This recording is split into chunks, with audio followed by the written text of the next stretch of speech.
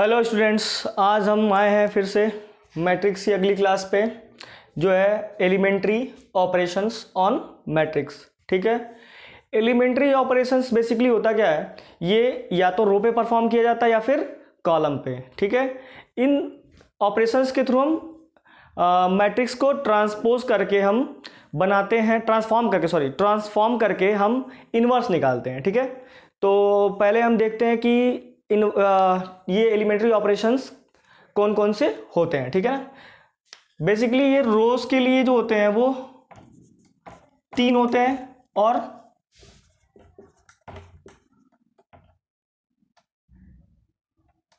Column के लिए भी कितने होते हैं, 3 ही होते हैं। ठीक है, पहला होता है जिसमें हम क्या करते हैं, एक रो को दूसरे रो में कन्वर्ट कर देते हैं। जैसे कि मान लीजिए कोई रो आर आई है, आई की वैल्यू जितने भी रोज होंगे उसकी संख्या 1 से लेके वहां तक चली जाएगी। ठीक है, तो उसको हम क्या कर दें, इंटरचेंज कर दें आर जे से, मान लीजिए। ठीक है,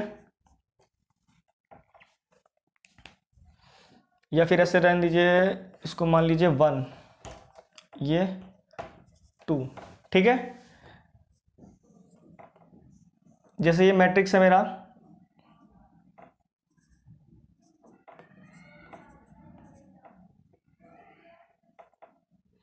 इसमें ये R1 है और ये R2। अगर मैंने परफॉर्म किया R1 इंटरचेंज टू R2, इसका मतलब क्या हुआ कि R1 जो है R2 की जगह पे और R2 जो है वो R1 की जगह पे। इंटरचेंज के बाद कैसा बन जाएगा, ये 4 5 6 1 2 3।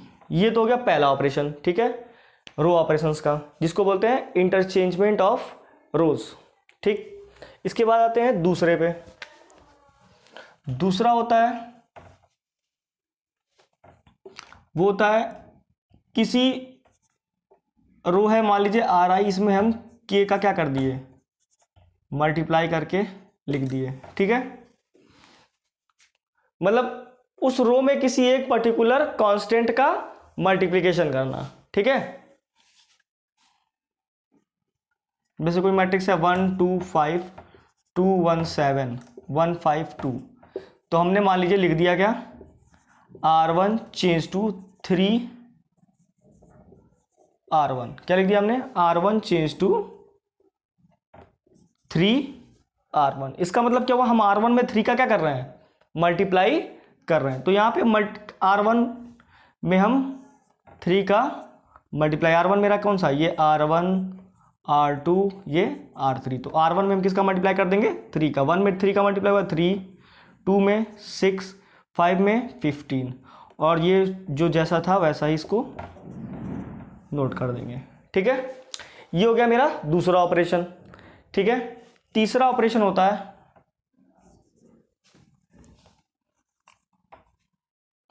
R1, मान लीजिए R1 change to R1 plus या फिर माइनस के R2। ठीक है ना,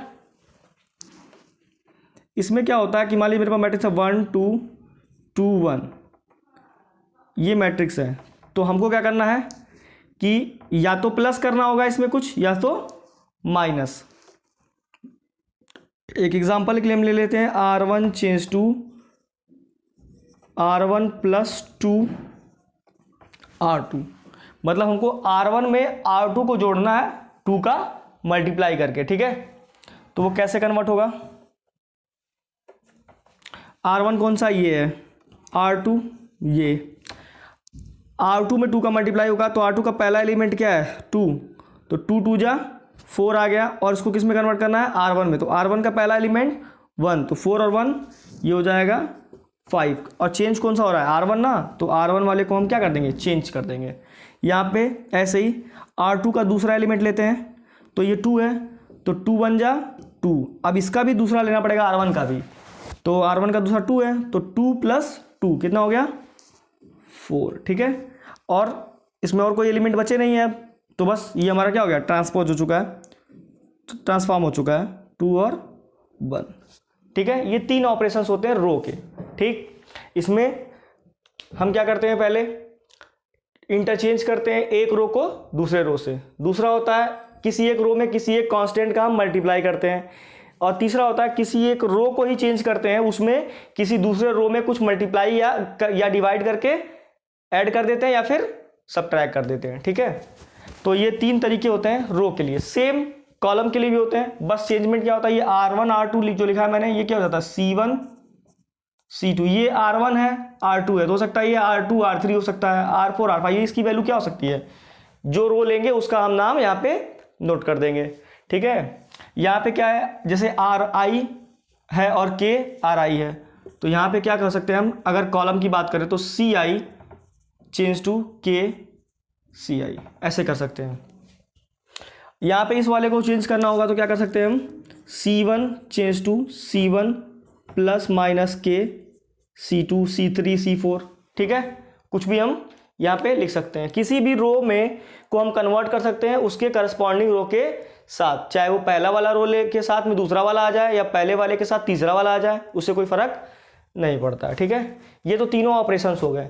अब इन तीनों ऑपरेशंस का हम यूज़ करके इनवर्स निकालते हैं मैट्रिक्स का। ठीक है, तो अब देखते हैं इनवर्स कैसे निकालना होता है।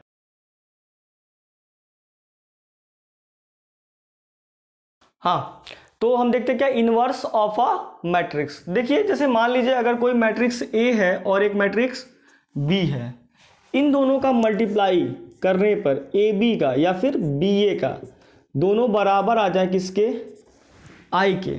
ठीक है ना, I मैं बता चुका हूँ एक यूनिट मैट्रिक्स होता है। ठीक है ना, इसको आइडेंटिटी भी बोलते हैं, जिसके केवल डायगोनल के एलिमेंट्स 1 होते हैं और सारे 0 होते हैं।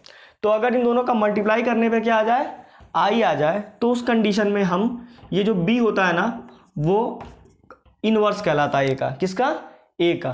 तो जो A का इनवर्स होगा वो A इनवर्स ऐसे डिनोट किया जाएगा, ये A इनवर्स जो होगा वो B के क्या हो जाएगा, बराबर हो जाएगा।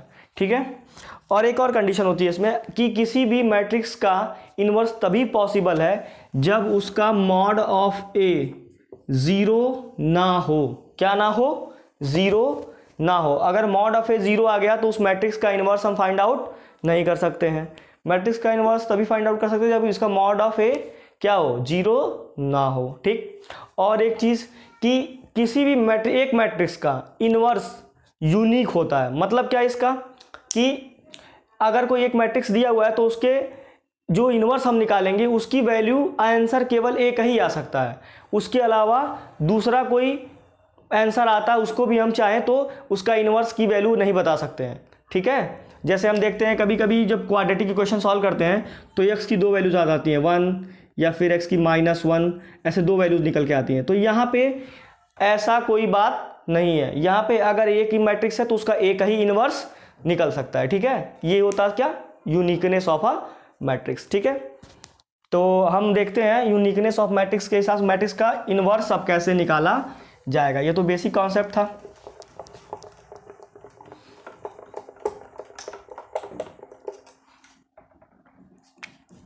हम A को क्या A इंटू आई लिख सकते हैं या I इंटू A लिख सकते हैं, क्योंकि एक का मल्टीप्लाई अगर करते हैं A में तो A ही आएगा, उससे कोई फ़र्क तो नहीं पड़ेगा। अच्छा, तो हमको क्या करना होता है, यहाँ पे वैल्यू रखनी होती है जो मैट्रिक्स हमको गिवन होता है। मान लीजिए हमको मैट्रिक्स दिया 1 2 2 और 5। ठीक है, तो अब हमें क्या करना होगा कि 6 कर लेते हैं। ठीक, अगर ये मैट्रिक्स A की वैल्यू दे, इसका हमको क्या निकालना है, ट्रांसपोज निकालना है, तो सबसे सॉरी इनवर्स निकालना है। तो सबसे पहले हम इसमें चेक करते हैं कि क्या इसका इनवर्स पॉसिबल है। चलिए पॉसिबल है कि नहीं देखते हैं, मॉड निकालते हैं इसका। तो 1 2 2 6, तो 6 1 जा 6, 2 2 जा 4, कितना आ गया ये 2। ये मेरा 2 आ रहा है मॉड, मतलब कि ये 0 नहीं है, मतलब इसका इनवर्स फाइंड आउट हो सकता है। तो इनवर्स फाइंड आउट करने के लिए हम ऐसे एक इक्वेशन लिखेंगे, A = I इंटू A। उसके बाद A की जगह पे A की वैल्यू और I की जगह पे ये देखिए 2 क्रॉस 2 का मैट्रिक्स अगर है तो यहाँ पे भी हमको क्या लेना पड़ेगा, 2 क्रॉस 2 का ही आइडेंटिटी मैट्रिक्स लेना होगा। और ये जो A है उसको ऐसे ही हम लिख देंगे। ठीक है, अब हमको ये जो मैट्रिक्स दे रहा है ना, इसको हमको आइडेंटिटी मैट्रिक्स बनाना रहता है। किससे, जो एलिमेंट्री ऑपरेशन होते हैं उनका यूज़ करके। जैसे हमारा पहला वर्ड क्या है, 1 है, तो हमको इसको क्या बनाना पड़ेगा, ऐसा बनाना पड़ेगा। तो पहला 1 है तो हमने छोड़ दिया, ठीक है भाई 1 है कोई दिक्कत नहीं है। इसके बाद नीचे देखते हैं, नीचे क्या है, इसके 0 है, लेकिन यहाँ कितना है 2 है, तो इसको हमको 2 को 0 करना है। तो ये हमारा किस रो में आ रहा है, R2 में, तो हमने लिख लिया R2 को हमको चेंज करना है, ठीक है। अच्छा 2 0 कब हो सकता है, जब इसमें से 2 को क्या कर दें हम, माइनस कर दें, ऑब्वियस है। तो इसके ऊपर वाला कितना है, 1 है, ठीक है। तो 1 में अगर 2 का मल्टीप्लाई हो जाए तो वो 2 बन जाएगा क्या, ठीक। और 1 है किस में, किस रो में, R2 में, सॉरी R1 में, तो यहाँ पे R1 में R1 लिख दिए। और हमको क्या करना है, घटाना किसने पड़ेगा, R2 से, ठीक है ना। तो हमको ऑपरेशन लगाना पड़ेगा R2 change to R2 minus 2 into R1, तो ये हो जाएगा 0। तो ये ऑपरेशन हम इस वाले मैट्रिक्स पे भी परफॉर्म करेंगे और इस वाले पे भी परफॉर्म करेंगे, ठीक है। चलिए देखते हैं। तो पहला तो चेंज नहीं हुआ, 1 2 रहेगा, ये क्या हो गया मेरा 0 हो गया, ठीक है। इसकी बात करें तो R2 की वैल्यू कितनी होगी 6 माइनस 2 इंटू R1 की वैल्यू कितनी है 2, तो 2 2 जा 4, 6 में से 4 गया तो कितना बचा 2, ठीक है। अच्छा ये तो हमारा आ गया इस वाले मैट्रिक्स का ऑपरेशन। अब आते हैं इधर, R1 हमें चेंज नहीं करना, 1 0 रखना है, 1 0 रख दिया, ठीक है। अब बात आती है इसकी, इसको हमको चेंज करना है। तो R2 की जगह पे हम क्या रखेंगे 0, R1 की जगह पे 1 और इंटू 2 है माइनस है, तो ये कितना होगा 2 1 जा 2, इसकी वैल्यू हो गई क्या माइनस का 2, ठीक है। अब बातें हैं किस पे, फिर से इस वाले पे। इसमें R2 की वैल्यू कितनी है 1 है, माइनस 2 इंटू R1 कितना है इसके लिए 0, तो ये कितना रह जाएगा 1 ही रह जाएगा। और जैसा था A वैसा हमने उतार दिया। ये हो गया मेरा पहला काम, हमने इसको क्या कर लिया 0। अब इसके बाद हमें क्या बनाना था, इसके ऊपर वाले को 0, ठीक है। पहले 1 0 फिर 0 फिर 1, तो ये 0 कब बनेगा, अगर हम इसमें से इसको माइनस कर दें तो ये 0 बन जाएगा क्या। ये किस रो में आ रहा है, R1 में, तो R1 change to R1 minus R2, directly कर देंगे माइनस, ठीक है। मैं यहाँ लिखता हूँ, तो R1 चेंज होगा तो ये 1 में से 0 गया तो 1 बचा, 2 में से 2 गया तो 0 बचा, ये जैसा था वैसे उतार देंगे, 0 और 2 इक्वल्स टू, यहाँ देखिए यही काम हमें इसमें भी करना पड़ेगा। 1 में से माइनस 2 होगा तो कितना बचेगा 3 हो जाएगा क्या, और 0 में से 1 जाएगा तो माइनस 1 बच जाएगा, और माइनस 2 और 1 ऐसे ही रहेगा, ठीक है। और यहाँ क्या आ गया A, ठीक। अब हमारे पास इसको 1 बनाना पड़ेगा, तो इसको 1 बनाना है तो किस में आ रहा है, R2 में आ रहा है क्या। R2 को हम अगर डिवाइड कर दे किससे, R2 बाई 2, तो ये 1 बन जाएगा। चलिए तो ये हमारा कितना बना, ऊपर वाला 1 0, 0 में 2 का डिवाइड होगा 0 ही आएगा, 2 से 2 कटेगा 1 आएगा। इसी तरीके से यहाँ पे भी 3 माइनस 1, यहाँ पे 2 से 2 कटा कितना है -1, और यहाँ पे 1/2, और ये हो गया A। तो अब हमारी जो ये वाली मैट्रिक्स आई है ना, यही हमारी क्या कहलाएगी, A inverse is equal to 3 minus 1 minus 1 1/2, ठीक है। ये हो गया हमारा इनवर्स ऑफ मैट्रिक्स, ठीक। अब इसमें देखिए ये वाला जो था कंप्लीटली आइडेंटिटी में कन्वर्ट हो गया है। जब ये कंप्लीटली आइडेंटिटी में कन्वर्ट हुआ है तो ये जो कन्वर्ट होकर मैट्रिक्स आया वही क्या कहलाएगा, हमारा A इनवर्स कहलाएगा, ठीक है। तो आज की क्लास में बस इतना ही, नेक्स्ट क्लास में हम और चीज़ें देखेंगे, तब तक आप इसे सॉल्व कर लें। Thanks for watching.